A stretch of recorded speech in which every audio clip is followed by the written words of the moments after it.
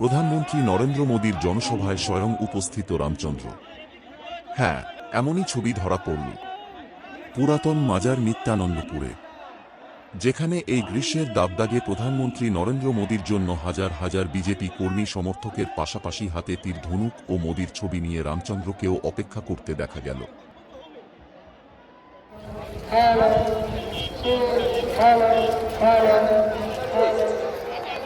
পেছনে কিছু চেয়ার খালি আছে, আর আমাদের মঞ্চের বাঁদিকে বহু চেয়ার খালি আছে। ওই চেয়ারগুলো খালি আছে, ওইদিকে কেউ যাচ্ছেন না। এখনই ওই চেয়ারগুলো